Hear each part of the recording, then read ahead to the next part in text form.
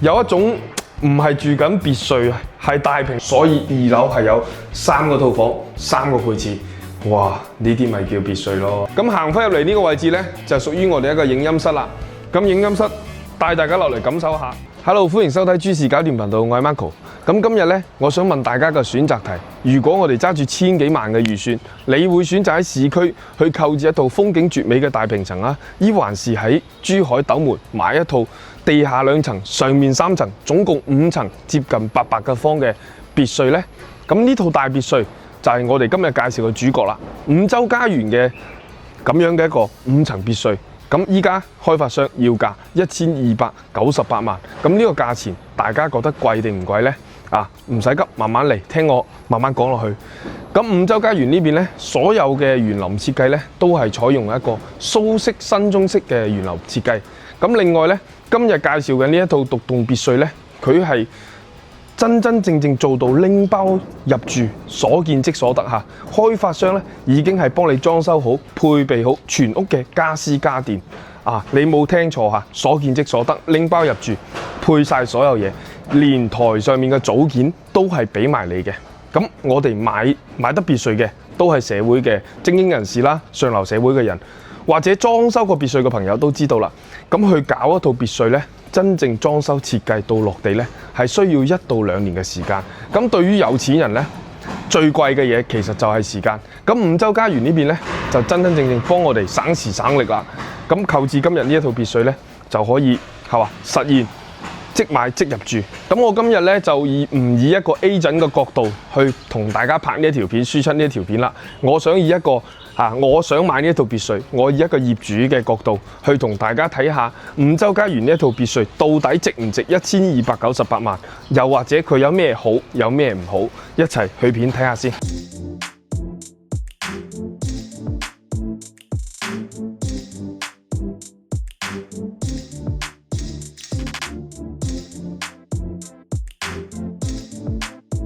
Hello， 各位觀眾朋友，咁我今日咧就做一次客戶，以客戶業主第一視角去帶大家睇下呢一套別墅嚇。咁我哋依家入到嚟入門口嘅位置，我會見到有啲小園林嘅設計，同埋有一塊石啦。咁有一個小園林，呢個係一個一陣院嘅庭院嚇，一陣院嘅庭院。咁首先睇到佢呢個門都係我哋嘅交付標準啦，質感同埋質地都幾好嘅，係一個防火嘅裝甲門嚟嘅。咁入到嚟呢個玄關位位置，首先我個人認為咧，呢度如果我去買咧，首先唔好嘅地方攝影師見到啦，佢揸住機咧，佢會係將呢塊鏡成個人倒影住嘅。咁而攝影師企歪少少咧，我係會見到呢一塊玻璃咧係影住咗我哋成個門口嘅。咁佢咧咁樣就導致咗有一個好似有一個門對門對沖咁樣咧，喺風水角度咧其實唔好嘅。但係點樣算咧？咁將呢個塊玻璃，要麼我哋封咗佢，要麼攞簾遮住佢嚇，咁樣咧，咁我哋就翻到玄關位啦。好啦，入到嚟屋苑入邊，咁會見到五洲家園呢邊咧，呢個整個裝飾嘅設計，即係今次嘅裝修設計係一個現代輕車風格嚇。入嚟之後咧，會見到一排嘅儲物櫃啦，都係多層實木板嘅。但係咧，1米8身高嘅我都唔知道點樣放嘢或者點樣攞嘢，咁高唔通真係要爬梯咩？呢個咧就有待考究啊！呢個儲物櫃咁入嚟下邊咧就有一排嘅鞋櫃，咁長嘅鞋櫃點放都得啦。咁入到翻嚟到呢邊咧，係見到一個公共嘅衞生間啦。一式個嘅鏡櫃、洗手台同埋馬桶位置咁呢個咧就係非常之合理、非常之靚仔嘅，因為翻到屋企一般都需要洗手嘅。好啦。我關注個點咧，就係睇下到佢個空調咧，就係全屋都係日立空調，所以咧入到嚟屋苑入邊咧，喺一個30幾度嘅天氣咧，我係覺得非常之舒服，係好涼爽嘅嚇。整體設計大家見到啦，無論係地板磚啦，定係裝修背景啦、天花啦，呢啲都係五洲家園裝修好俾我哋嘅咁我哋業主咧就可以所見即所得，呢啲全部都係一個交付標準嚟㗎嚇。現代嘅裝修風格啦，呢個背景牆啦、儲物櫃啦、酒櫃啦，沿住過嚟咧，呢邊係有一個 lift 可以翻到我哋嘅休息區，或者到我哋嘅負1同埋負2層嘅。而呢邊咧就係我哋一個比較大嘅大客廳啦。呢個大客廳咧，哇，真係好闊啊！有一種唔係住緊別墅啊，係大平層嘅感覺。因為咧好多別墅咧，佢個廳係冇咁大嘅，但係呢個廳係真係大，夠晒闊，夠晒霸氣。咁啊，而呢邊咧就有一個陽台啦。嗱，推返出嚟呢個陽台，嗱，有一説一下，佢呢次嘅裝修標準同埋俾到我哋嘅出品咧，係質量非常之靚。呢個門咧係好重嘅，係要好用力去推先可以推得開嘅。咁大家見到出到嚟呢個露台咧，係會見到我哋一個庭院位置。咁呢個庭院咧，我哋平時可以用嚟 BBQ 啦，或者係放張茶台喺度飲下茶。咁而呢個就係屬於我哋一個後花園啦。中意養魚嘅朋友咧，或者可以喺度設計個假山、小橋流水，養下金魚咁樣嘅。咁好啦，我哋行翻到屋苑入邊，先同大家往上睇，睇完一層再一層嚇。咁我哋依家咧就撳 lift 上去。OK， 咁我哋喺 lift 出嚟之後咧，首先同大家介紹下2樓咧，就係屬於我哋嘅一個休息區嚇。咁我同各位睇下佢嘅休息區係點樣先。嗱，入到嚟。呢個咧，佢唔係主人房嚟㗎嚇，先同大家講明，呢個係一個公子房或者係副主人房。咁真正嘅主人房咧喺樓上嘅。咁大家見到啦，佢係做咗好多啲定制櫃啦，已經係做好咗俾大家嘅。啊，呢啲全部都唔係比較平啊，睇見都比較高端嘅出品嗱，有燈帶啦，全部都係有燈帶嘅。而呢啲板材咧啊，全部都有拉直器。咁有拉直器個門咧就冇咁容易變形嘅嚇。咁呢個咧。擺咗張1.8乘2米嘅大床，做到3邊落床位，背後咧有埋個背景牆，呢個都係比較靚仔噶啦。即係佢呢個裝修咧，絕對唔係 so， 唔係敷衍大家嘅，係真係睇得見，係有打本，同埋咧佢係有用心設計過嘅。另外同大家講下，讚下佢嘅木地板先。呢個木地板咧，嗱，大家有經驗嘅朋友唔知睇唔睇出啦，佢係真正嘅木嚟嘅。嗱，敲佢就知噶啦。呢個聲音質感，佢係木嚟嘅嚇。咁另外睇翻主人房嘅呢一個落地大玻璃啦，都係一個加厚玻璃嚟嘅喎。嗱，我哋攞手指埋去，見到未？我嗰個反面玻璃喺側邊嘅，所以咧佢呢個係加厚玻璃啊。但係咧呢個玻璃窗，如果真正要我哋去做咧，單呢一塊，我估計都要過萬嘅嚇。咁而全屋嘅窗簾咧，佢搭配咧，都係冇慳錢嘅，全部用咗窗紗窗簾設計，而且佢呢個窗簾咧質感係非常之好嚇。全屋用咗日立嘅中央空調嚇，咁呢個咧就係屬於我哋一個公子房。嗱，入到嚟呢邊都做咗個衣櫃位嘅喎。嗱，大家見到未？佢個衣櫃位咧全部都裝燈帶㗎，呢邊燈帶佢冇開咋，有埋燈帶嘅。所以咧佢今次嘅裝修咧都幾花費嘅。嗱，公子房佢都做咗個雙洗手位，咁咧公子同佢個太太咧都唔使爭住話刷牙洗口面，趕時間出門就非常方便啦。全屋配備智能馬桶，嗱，呢個智能馬桶都係非常之靚，大品牌嚟嘅。淋浴室非常之闊，做咗個壁龕位置，咁呢個壁龕咧都係我個人比較中意嘅嚇。哇，淋浴室都好闊喎，兩個人喺一齊沖涼都冇問題喎。別墅㗎嘛，係咪啊？夠闊啊嘛！我講嘅係公子同佢小朋友，大家唔好諗多嚇。嗱，呢邊咧就係一個客位，咁當然呢個客嘅客房咧，佢都係一個配備洗手間嘅位置，放咗張1.5乘2米嘅大床。咁呢一排位咧都做咗衣櫃，可以咁講。如果我哋自己去做呢一套樓嘅定制櫃，我大概立眼睇咗下，大話可能要30到40萬。因為咧，全屋真係好多地方用咗定制櫃，而且咧嗱，呢啲所有房間咧，佢都係做咗個背景牆嘅，所以咧呢個我哋係可以講用豪裝嚟形容五洲家園，唔係簡裝啊，唔係話求其 so 我哋簡單裝修啊。你見我一直喺度摸咩咧？因為呢個板咧，佢係一個膚感板嚟嘅。好啦，咁呢個咧就係屬於我哋一個客房嘅。嗱，除咗嗰邊有衣櫃位啦，呢邊都有衣櫃位嘅。咁買得別墅嘅人，衫房肯定多噶啦。咁呢邊咧就係我哋一個客房嘅配置，嗱，都係一個智能馬桶。咁啊，連呢邊鑽石式設計嘅淋浴室、洗手台、鏡櫃，好闊啊！佢所有嘅衛生間咧都非常之闊。咁樣咧去廁所啊，去 WC 會順暢好多。我係咁，唔知各位會唔會嚇？嗱呢邊咧又係另外一個客房，佢又擺咗張1.8乘2米嘅大床。咁而呢邊咧做咗個書台位置、衣櫃位置。咁而呢邊咧就做咗個啲櫃位啦，可以俾大家放下嘢。咁呢邊咧就做咗個7字形嘅衣櫃位。咁呢個咧就係一個配置啦嚇。所以2樓係有3個套房、3個配置。哇！呢啲咪叫別墅咯，係嘛？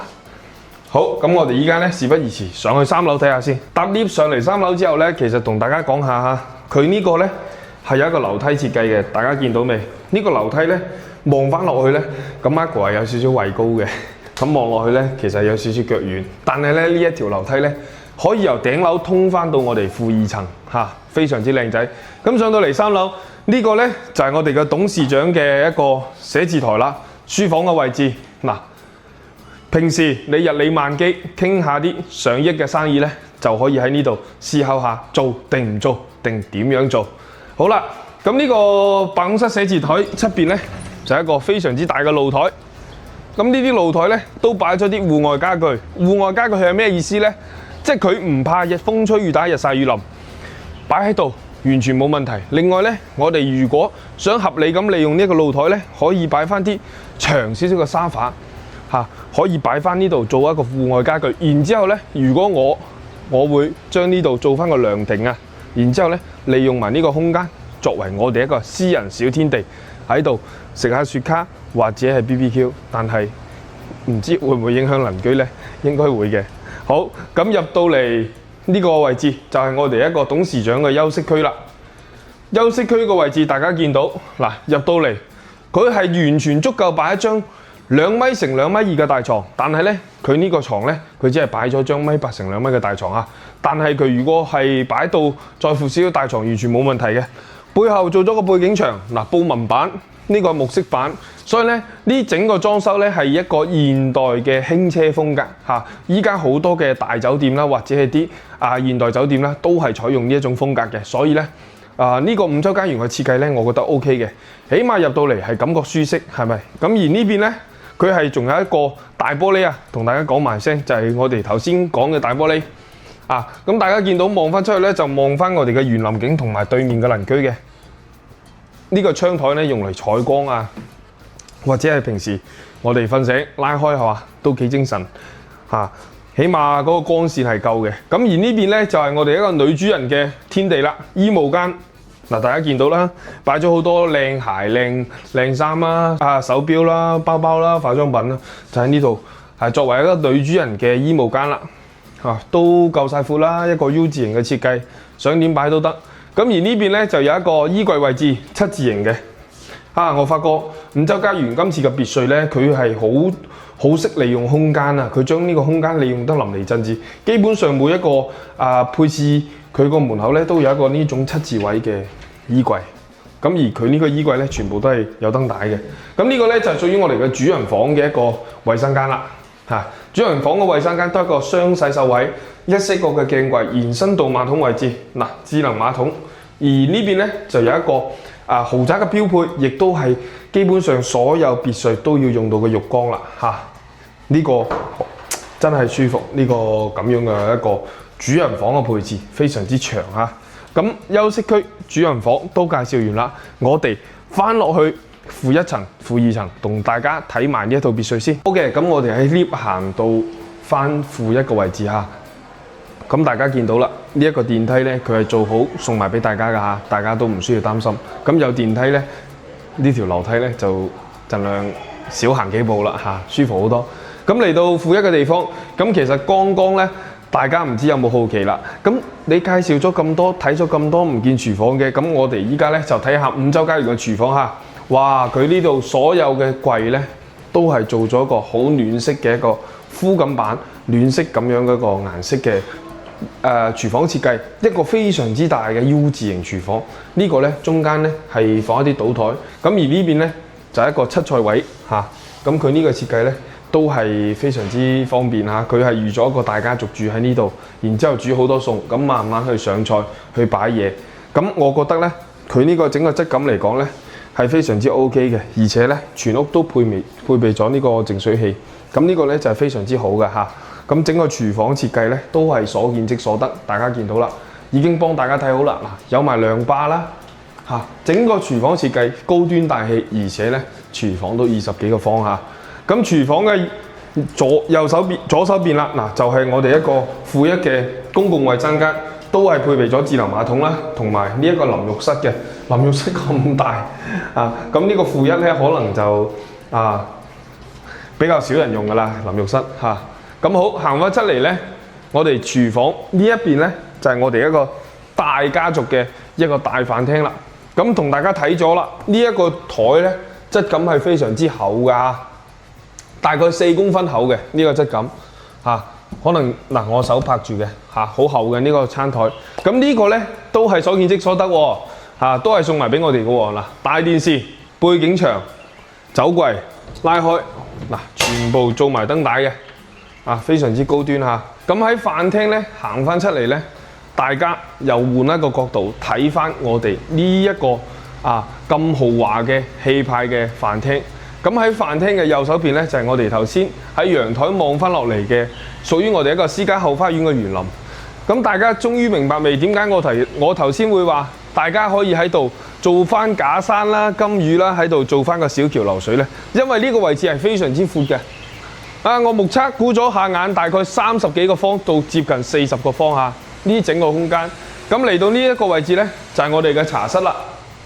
咁呢張台包括呢啲家具呢，開發商都係送埋俾我哋噶啦。包括呢個陽光棚呢，佢都已經做好，空調都幫我哋校埋嚇，非常之方便，真係省時省力噶。咁而呢個位置呢，可以放茶台啦、麻雀台啦，或者你想點設計都得㗎。好，咁我哋呢，依家又跟住鏡頭，我哋搭 lift 翻落到負2，咁負2呢，就係屬於我哋一個功能區域，即係私人會所啦。好，咁我哋一齊落去睇下先。OK， 咁我哋喺負2行翻出嚟之後呢，先帶大家睇下屬於我哋嘅地下車庫先。咁呢度呢，可以擺到2台車。咁我自己屋企咧就剛剛好2台車，咁擺呢個位置咧就剛剛好啦。嗱，大家見到佢擺2台車咧，但係咧佢呢個停車場個位置真係好闊嘅嚇，即係唔會話一啲好窄嘅車位好難停。咁對於一啲開車唔係咁熟嘅朋友咧，就唔係咁友好啦。但係呢種咁樣嘅停車位嘅話，剛剛攞證都停得入嚟啦，咁大。咁好啦，喺停車場行翻入嚟咧，呢邊咧其實咧就擺咗張客房嘅。係1.5米乘2米嘅大床，同埋有做埋個櫃，衣櫃都有埋嘅。咁呢邊咧客房佢都做埋個配置俾你嘅喎。嗱，呢邊咧就屬於我哋一個負2嘅配置啦。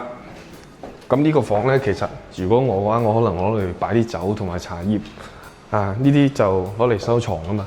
咁入到嚟負2，係咪大家見到一個咁大嘅會客廳？然之後呢個位置。咁樣擺其實有啲浪費嘅，各位朋友。如果我買嘅話，我肯定唔會擺啲咁簡單嘅嘢啊。可能我會擺張桌球台啦，或者喺度擺翻張乒乓球台，完全冇問題啦，係嘛？咁大個空間浪費啊！而且咧呢度都有一個配置嚇，即係負2都有2個廁所，即係我哋數先主人房1個，2樓3個，1樓1個，全屋有8個廁所。即係自己裝修買馬桶都要準備幾萬蚊咯，淋浴室都非常之大嘅。好啦，咁呢邊嘅位置就係屬於我哋負2嘅會客廳啦。咁當然都可以將呢度做成一個功能房。咁行翻入嚟呢個位置呢，就屬於我哋一個影音室啦。咁影音室帶大家落嚟感受下，將近7米嘅一個開間，係想喺度睇電影或者高歌幾曲呢，完全冇問題，完全唔會擾民，因為呢度呢，我哋只要做好隔音棉咧，隔好音之後咧，咁呢個咧就屬於我哋一個茶餘飯後嘅一個小天地啦，係咪？喺度睇下電影啦，傾下偈啦，飲下酒啦，食下雪茄啦，咁呢啲咪人生咯，係咪啊？好啦，咁睇完咗5層啦，我哋同大家做翻個總結先。咁我哋頭先通過鏡頭咧就睇完咗呢一個5層嘅大別墅啦，同大家做翻個總結先。咁1樓呢個位置咧就係我哋主要嘅一個會客廳，亦都係大客廳嘅位置嚇。咁我哋平時翻到屋企咧，一定就會喺呢個位置坐下 hea 下，再落廚房煮飯，或者係沖涼翻屋企瞓覺嚇。咁另外咧，負一樓就係我哋嘅大廚房、餐廳嘅位置，而且帶我哋嘅後花園。咁負二樓咧就係屬於我哋一個個人嘅休閒會所、私人空間。咁而二樓咧就係我哋一個客房嘅休息區嘅位置，帶3個客房，然之後帶3個配置客，都係3個主套。咁另外3樓就係我哋嘅董事長私人休息區嚇，咁有一個我哋嘅總統套房啦，同埋我哋一個私人嘅寫字樓。咁呢五層加埋咧，實用面積係去到721方，咁入證咧係456方。咁呢一套別墅依家開發商賣緊1298萬，各位覺得貴定平呢？咁 Marco 睇完之後咧，我覺得呢一套別墅咁樣嘅裝修，配好全屋家具家電嚟講，均價攤翻落去每方只係14,000蚊。咁講嘅話，我又覺得唔係好貴喎。咁如果考慮入手別墅或者睇緊別墅嘅朋友呢，可以過嚟五洲家園呢邊睇一睇呢一個新推出嘅別墅，因為咧呢一個19棟呢係最近先推出，而呢一個全新嘅樣板間呢，亦都係剛剛裝修好冇幾耐，所以呢，大家可以過嚟現場睇下，感受下，多個對比。咁如果各位對呢一種裝修唔係好滿意，或者我想自己裝修嘅話，五洲家園呢邊呢都有一啲毛坯別墅去提供俾大家嘅。咁大家買好之後呢，就可以裝翻成自己中意嘅樣啦。咁睇完以上嘅視頻呢，今期節目呢到呢度呢都差唔多結束啦。如果大家對呢套別墅或者對五洲家園嘅別墅感興趣嘅話呢，可以私信或者喺評論區留言，咁 Marco 可以第一時間聯繫到你，帶你過嚟現場感受下。我哋今期節目到呢度都差唔多啦，我哋下期再見，拜拜。